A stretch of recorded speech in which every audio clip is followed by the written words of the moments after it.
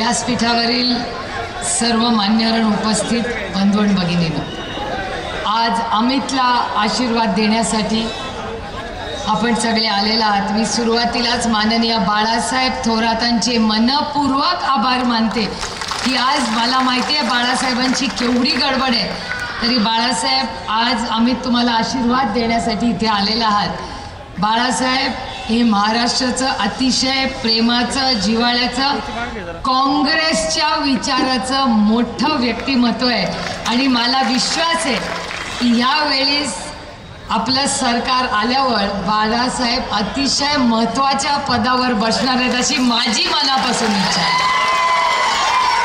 कारण बाळासाहेब यांचं कुटुंब हे काँग्रेसच्या विचाराचं आहे आणि मी स्वतः काँग्रेसच्या विचारांनीच लहानाची मोठी झाली आहे। त्याच्यामुळे माझी वैयक्तिक लढाई कुणाशी नाही आहे, माझी लढाई वैचारिक ही सगळ्यांबरोबर आहे। जे समाजात द्वेष पसरायचं पाप करतील त्या विचाराच्या विरोधात सुप्रिया सुळे ताकदीने आयुष्यभर रडेल हा शब्द मी तुम्हाला इथे द्यायला आले। आज अमित तुमच्यावर फार विश्वासाच्या नात्याने पक्षावर जबाबदारी टाकली आहे। वयाने तुम्ही लहान आहात, तुमच्या आयुष्यात तुमच्या मनातही मी विचार करत होते 28 वर्षापूर्वी मी 28 वर्षाचे असताना काय करत होते। मनात फॉर्म भरताना थोडाशी उत्सुकता, थोडीशी भीती, थोडासा हे सगळं थोडं थोडं असणार, पण शेवटी लढेंगे और जीतेंगे। त्यामुळे ही लढाई तुमच्याच वयाचे आदरणीय पवार साहेब असताना ते पहिल्यांदा निवडणूक लढले होते आणि त्यावेळेस सगळी यंत्रणा, ते तुम्हाला माहिती आहे की सगळी काँग्रेसची यंत्रणा तेव्हा पवारसाहेब 27 वर्षाचे होते आणि सगळ्यांनी चव्हाण साहेबांना सांगितलं होतं की कुठला पोरग काढले, कशाला त्याला तिकीट देत आहे, काय नको, उगाच रिस्क घेऊ नका, आपले सगळे बाकीच्यांना द्या, शरद पवार नावाच्या मुलाला तिकीट देऊ नका। पण शरद पवार चव्हाण साहेब असं म्हणाले, पक्षामध्ये तुमचाही मान सन्मान झाला पाहिजे, पण पक्षामध्ये जोपर्यंत नवीन पिढी येत नाही तोपर्यंत छोटे छोटे बदल, हे अनेक वर्षाचा अनुभव आणि नवीन पिढीचा उत्साह हे दोन्ही मिळूनच पक्ष वाढतो आणि तेव्हा आदरणीय पवार साहेबांची 27व्या वर्षी कैलासवासी यशवंतराव चव्हाणांच्या आशीर्वादाने त्यांच्या करिअरची सुरुवात झाली आणि तुम्ही त्याच वयोगटात आहात। त्याच्यामुळे माझ्या यांच्याकडून फार अपेक्षा आहेत। 25, 30, 50 वर्षांनी शरद पवारांनी जसं महाराष्ट्राचं नाव केलं तसं अमित तुम्ही करावं अशी माझी इच्छा आहे। कारण हा तालुका खूप प्रेमाचा आहे। मी ह्याच व्यासपीठावर, तिकडे व्यासपीठ होतं तेव्हा ह्याच इथे भाषण केलेलं आहे। आता येताना मला बरीच चिन्हही दिसली, मी चिन्ह बारकाईने बघितलं, कारण का त्या चिन्हाच्या खाली न्याय प्रविष्ट आहे असं दिसलं नाही। केस आज भी चालू आणि ती लढाई कसं असतं, मी काय कुणाची उणी धोणी काढत बसत नाही आणि दुसऱ्याच्यावर मी हात कधी टाकत नाही। जे माझं आहे ते माझं आहे, जे तुमचं आहे ते तुमचं आहे, तुमचं घ्यायची मला सवय नाही। छोट्या घरात राहीन पण स्वाभिमानी आणि स्वतःच्या कर्तृत्वाने आपलं घर करेल। पण तरी काही लोकांनी गडबड केली, मी येताना पाहिलं, चष्मा लावते जरा वय झाले थोडंसं, चष्मा लावून बारीक बारीक बघितलं, तिथे काही दिसेना। मी आता फोटो काढणार आणि कोर्टात जाणार। इथे चिन्हाच्या खाली न्याय प्रविष्ट लिहिलेलं नाही, हा कोर्टाचा अभिमान। आणि एक गोष्ट सांगते, ते त्यांना अजून अदृश्य शक्तीने दिलेलं नाही।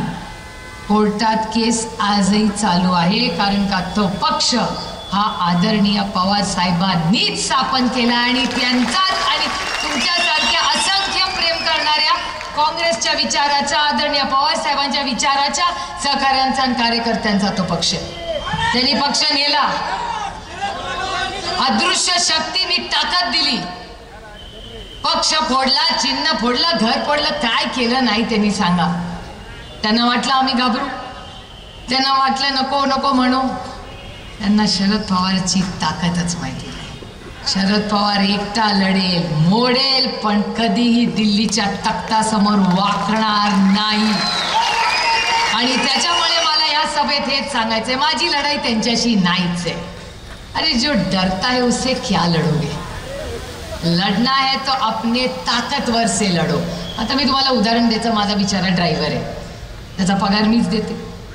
त्याला दम दिला, तो काय म्हणले, जाऊ दे ताई बोलली, जाऊ दे, पापी पेट का सवाल आहे, पोर आई वडिलांचं औषध आहे, पोरांची फी आहे, काय करेल बिचारा, ऐकून घेईल माझे 2 शब्द.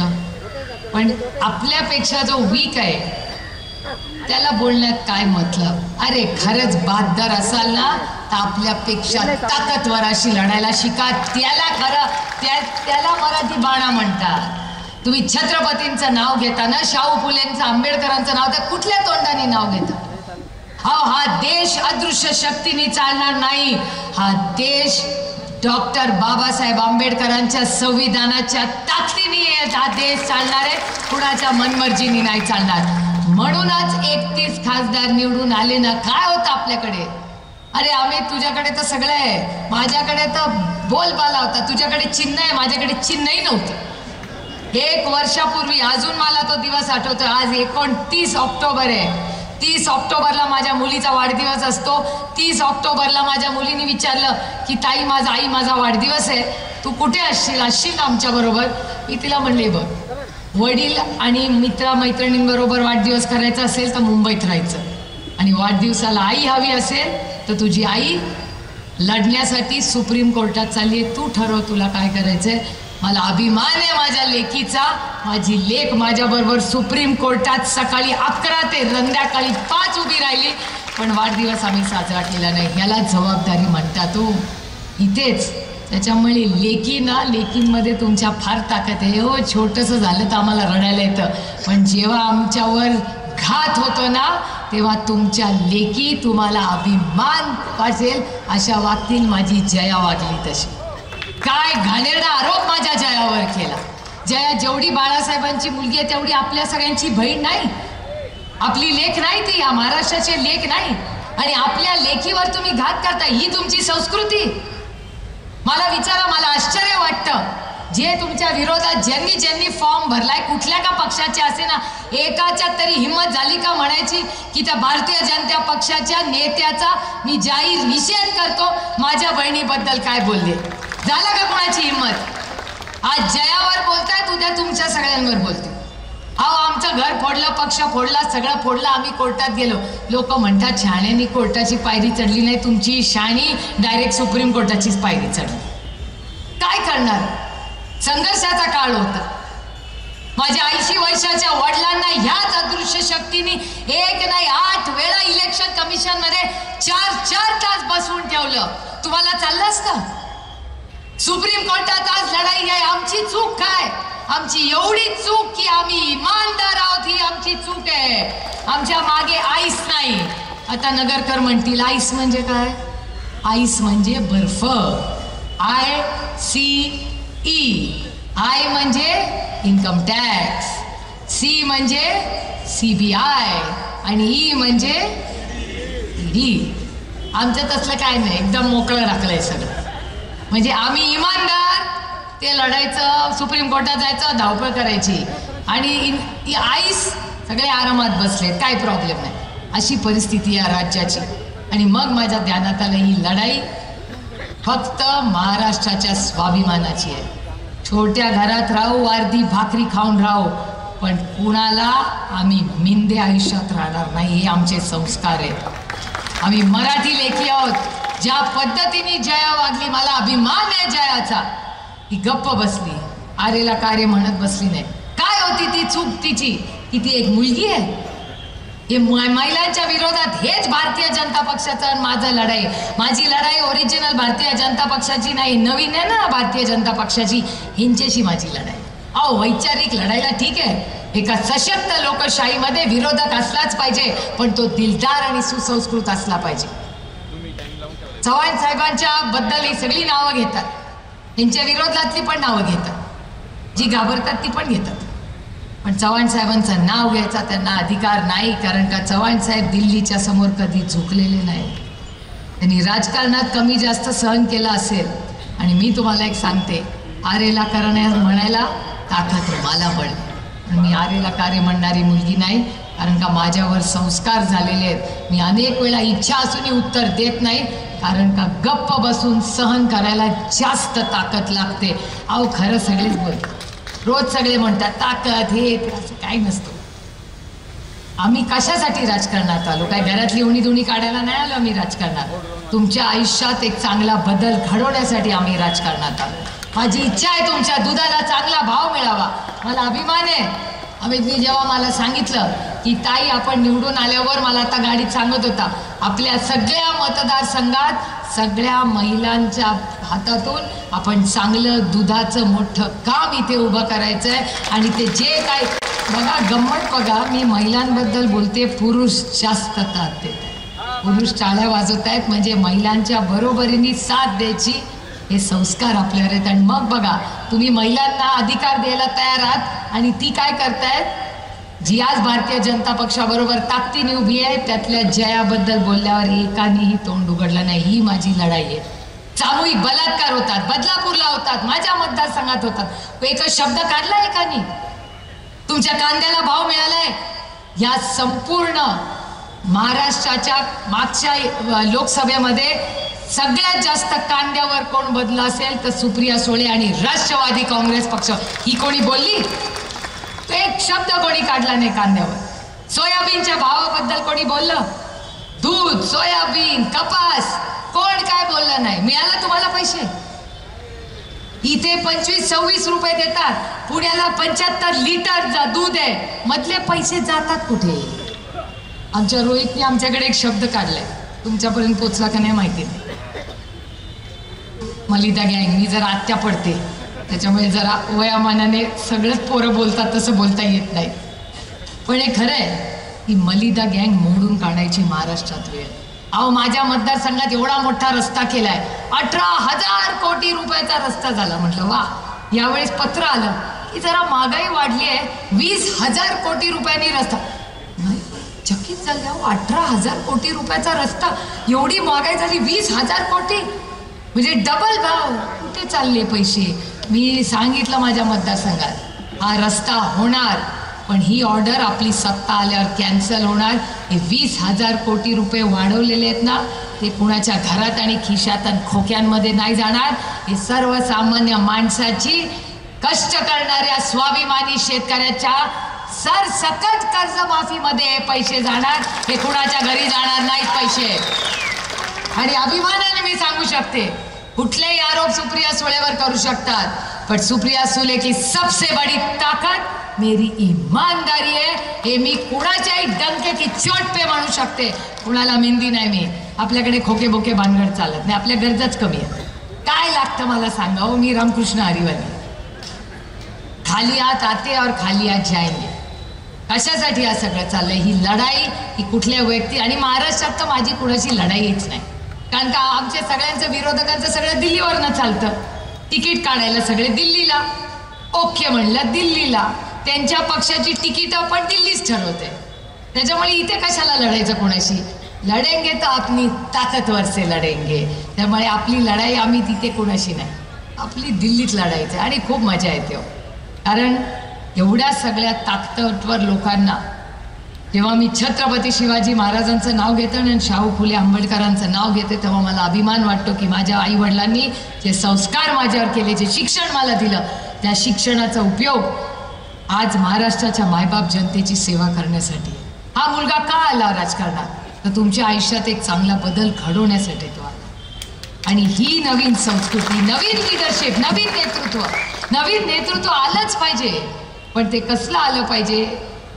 गोलमालवालं नको आपल्याला, आणि कोर्ट केसवालं पण नको.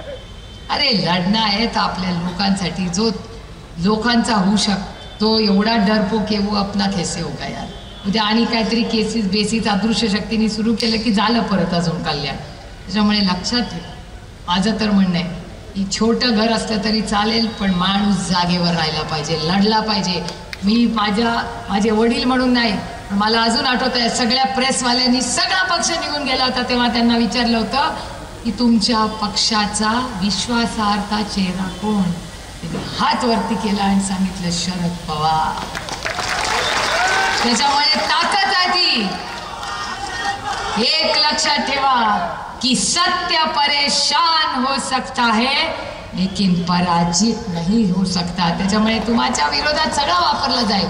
साम दाम दंडभेद सब काय चलेगा.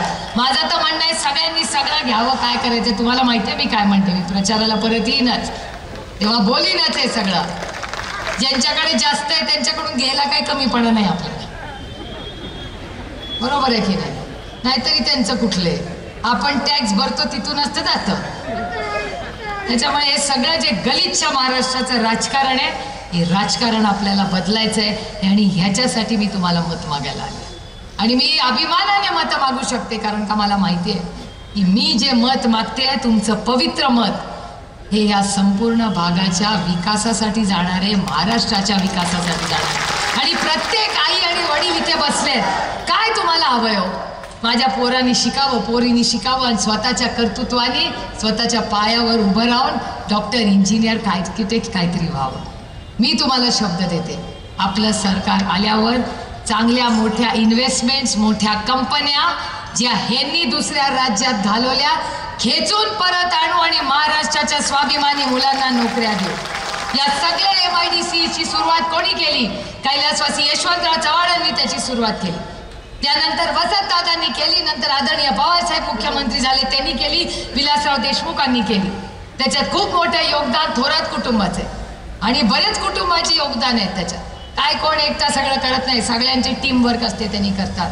पण आज नंतर जेव्हा जेव्हा इन्व्हेस्टमेंट या भारतातील पहिला चॉईस त्या इन्व्हेस्टमेंटचा महाराष्ट्र असेल अशी परिस्थिती या राज्यात करून ठेवा. त्यामुळे करण्यासारखं खूप आहे. भ्रष्टाचार मुक्त महाराष्ट्र. मला चिठ्ठी आली आहे लाडक्या बहिणीवर बोला. मी कुठल्या तोंडाने बोलणार.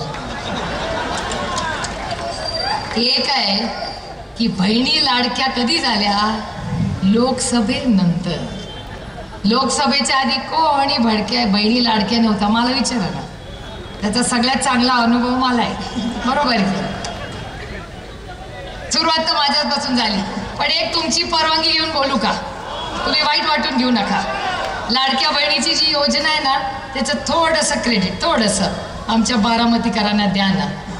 असा आमच्या बारामतीकरांनी दणका दिला ना हलवून टाकला राज्याला. डायरेक्ट स्कीमच आली त्याच्यानंतर.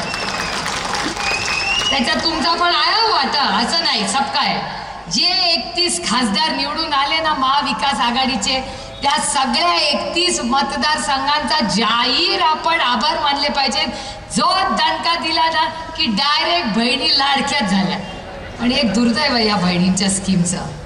तुम्ही स्कीम दिली मलाही आणि या स्कीमबद्दल मला काय म्हणायचं नाही. मी एकच सांगेन की माझं थोडंसं हे वेगळं मत आहे. बहिणींचं प्रेमच या महाराष्ट्रातल्या भावांना कळलं नाही हो. आमच्या बहिणींना यांना नाती आणि व्यवहारातलं अंतरच कळलं नाही. नात्यात पैसे नसतात प्रेम असतं आणि व्यवहारात पैसे असतात प्रेम नसतं. तुम्ही व्यवहारात प्रेम करायला गेला ना केलं डबका आपलं बंद झालं दुकान. आणि नात्यात पण जेव्हा पैसे येतात ना तेव्हा प्रेम नसतं. 1500 रुपये मी तुम्ही बहिणींचं नातं तुम्हाला वाटतंय अरे मांग के तो देख लेते तुमको सब कुछ दे देते. काय एवढं मोठं गटोड आहे. तेच होतं ना. कोण नाही म्हणलं होतं. पण अदृश्य शक्ती आमची अदृश्य शक्तीमुळे हे सगळं झालं. पण ठीक आहे आता अदृश्य शक्तीशी बी लढलेंगे. माझी तर नेहमीच भेट होते अदृश्य शक्तीची. त्याच्यामुळे मला गंमत येते कारण का लढायला जरा ताकदवर माणूस पाहिजे ना. नाहीतर लढायला मजा कुठे. त्याच्यामुळे लाडक्या बहिणींची तुम्ही काळजी करू नका. लाडक्या बहिणींना यांनी 150 दिलेत. आपण नुसते बहिणींना पैसे देणार नाही. हे सगळे कॅमेरे आहेत ना लक्षात ठेवा आणि रेकॉर्ड करून ठेवा सुप्रिया सुळेचे शब्द. आणि मी माझे ज्येष्ठ बंधू कैलासवासी RR पाटलांना केंद्रबिंदू ठेवून हा शब्द तुम्हाला देते की माझा भाऊ RR पाटील जेव्हा या राज्याचे उपमुख्यमंत्री होते आणि गृहमंत्री होते महिलांवर अन्याय व्हायचा नाही. जे राज्य RR आबांनी होम मिनिस्टर गृहमंत्री म्हणून चालवलं तसंच राज्य आणू आणि आपलं महाविकास आघाडीचं सरकार आल्यावर महिलांची सगळी सुरक्षिततेची जबाबदारी महाविकास आघाडी ताकदीने घेईल. या राज्यात कुठल्याही मुलीचा अपमान होणार नाही आणि आमच्या जयाबद्दल बोललं ना तसलं पण सहन होणार नाही. आणि बलात्कार, मी शब्द तुम्हाला देते, बलात्कार करायची तरी छेड काढली तरी काहीतरी करू, तुम्हाला दाखवीन काय करू. बलात्कार तर बहुत दूर की बात आहे. आणि जर बलात्कार झाला तर नुसते बदलापूर आणि बंदुके नसल्या भानगडी करणार नाही. आपण संविधानावर प्रेम ठेवणारे लोक, भारतरत्न डॉक्टर बाबासाहेब आंबेडकरांनी दिलेल्याच दिशेने हा चालेल. त्याला अटक होईल, तातडीने FIR करू, फास्ट ट्रॅक कोर्ट करू आणि जो व्यक्ती महाविकास आघाडीचं सरकार आल्यावर बलात्कारात कधी पकडला गेला तर त्याला भर चौकात फाशीची शिक्षा देऊ, हा शब्द सुप्रिया सुळे तुम्हाला देतो. त्यामुळे महिला सुरक्षितता हे या सरकारचं प्राधान्य असेल आणि फक्त महिला नाही, आपल्या मुलांची सुरक्षितता. तुम्ही बघताय ड्रग्ज असेल, काय काय नको नको ते ऐकायला मी त्याची माहिती नव्हतं. सुरक्षितता, चांगल्या दर्जाचं शिक्षण, एकही शाळा या राज्यात बंद होणार नाही.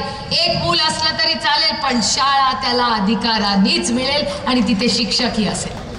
खूप काम करायचे आपल्याला आणि म्हणून अमित सारख्या युवा पिढीला माझ्या त्यांच्याकडून खूप अपेक्षा की तुम्ही नवीन क्रांती घडवा, पारदर्शक काम करा. कुणाच्याही आहारी ती गेली बाकीची तसे जाऊ नका. इस पार्टी में डरना मना, काही घाबरायचं नाही. आपला नेता नुसता नेता नाही, तो महाराष्ट्राचा योद्धा आहे. त्यांचं वय काढलेलं त्यांना आवडत नाही, पण जर 80व्या वर्षी शून्यातून ते विश्व उभं करू शकतात तर आम्ही आपण नक्कीच करू शकतो. आणि आपण सुशिक्षित आहोत, चाप चालू आहे. त्याच्यामुळे ताकदीने राष्ट्रवादी काँग्रेस पक्ष जो ओरिजिनल आहे, कोर्टवाला नाही, ज्याच्यात खाली लिहिले न्याय प्रविष्ट आहे, गॅरंटी पण नाही किसका आहे, तिथे लावतात आणि त्याच्या शाद्याला लिहिलंय न्याय प्रविष्ट, ती केस मीच लढते. मला काय कमीपणा वाटत नाही कोर्टात जायला. कोर्टात काय नाही गेले 8-10 दिवस तर असं वाटते अरे बरी दिवसात लढलोच नाही कोणाशी. ही कोणी येत पण नाही कोर्टात, मी जाते कोर्टात, मला काय कमीपणा वाटत नाही. आपल्या सत्यासाठी, वडिलांसाठी आणि महाराष्ट्राच्या स्वाभिमानासाठी कोर्टात किती वेळा लढायला लागेल तर तुमची ही लेख जाईल. आणि मी जोपर्यंत न्याय मिळत नाही, आता लोक म्हणतात वाजली ना तुतारी, माझ्या पांडुरंगावर फार प्रेम आहे, माझं डायरेक्ट कॉन्टॅक्ट आहे माझ्या पांडुरंगाशी. तेव्हा जेव्हा हे झालं तेव्हा मी पांडुरंगाला म्हणाले की काय रे बाबा पांडुरंगा, माझं काय चुकलं, तू सगळं पक्ष चिन्ह सगळंच घेऊन गेलं. पक्ष झालं, चिन्ह झालं, कुटुंब झालं, आता काय करू मी. कदाचित थोडीशी परीक्षा घेतो तर पांडुरंगात दिलेली परीक्षा चांगली असतं, मधून चांगल्या गोष्टींची जाणीव होते. आणि पांडुरंगांनी काय मला द्यावं, माझ्या पदरामध्ये तुतारी वाजवणारा माणूस टाकला. आता मला सांगा, अकोलेमध्ये जेव्हा लक्ष्मी कलेक्शनचं उद्घाटन झालं तेव्हा तुतारी वाजली होती की नाही? जेव्हा तुम्ही पंचायत समितीची बिल्डिंग काढली तेव्हा पण तुतारीच वाजली होती. जेव्हा लग्न कार्य असतं तेव्हा पण तुतारीच वाजते. त्याच्यामुळे कुठलंही नवीन चांगलं काम करताना तुतारी वाजवणारा माणूस तिथे असतोच. आणि जेव्हा छत्रपती शिवाजी महाराजांनी युद्ध पुकारलं तेव्हा ही तुतारीच वाजली होती. त्याच्यामुळे ही तुतारी ही महाराष्ट्राच्या नवीन युगाची नांदी आहे. त्यामुळे मला विश्वास आहे की आपण सगळे शेतकऱ्यांसाठी, ही महागाई रोखण्यासाठी आणि महाराष्ट्राच्या स्वाभिमानासाठी तुमच्या या युवा नेत्याच्या मागे खंबीरपणे उभे राहाल. अजून त्याचं भाषण व्हायचं आहे. मला काँग्रेसच्या माझ्या सहकारी संजय जगतापांचा फॉर्म भरायला जायचं आहे. त्याच्यामुळे पुन्हा प्रचाराला येईनच. आपण अमितचं भाषण ऐकल्याशिवाय, त्याला आशीर्वाद दिल्याशिवाय जाऊ नये अशीच विनम्र विनंती करते आणि आपल्या सगळ्यांची रजा घेते. रामकृष्ण हरी. साई दृष्टी नेत्रसेवा चष्माघर, अकोले शहरातील सर्व अत्याधुनिक सुविधा उपलब्ध असलेले एकमेव अद्ययावत शोरूम म्हणजेच साई दृष्टी नेत्रसेवा चष्माघर. आमच्याकडे Titan, Fastrack, Puma, Oakley, Velocity, CK, RayBan, ID, Vogue, Police, Stepper, Scott, Carrera, Tommy Hilfiger, Killer, Crizal, Zeiss, Prime, Bronzer, Yash, Bausch and Lomb, Johnson and Johnson, Alcon आदी कंपन्यांच्या फ्रेम्स सनग्लासेस, लेन्सेस व contact lenses योग्य दरात उपलब्ध. तसेच Titan company लेन्सेसचे एकमेव अधिकृत विक्रेते. आता अकोल्यात प्रथमच ऑटो मशीनद्वारे चष्म्याची रोबोटिक फिटिंग. प्रोग्रेसिव्ह चष्म्यासाठी डोळ्यांचे व चष्म्याचे अचूक मोजमाप करण्यासाठी जाईस कंपनीचे सॉफ्टवेअर असलेला ऍपल कंपनीचा टॅब.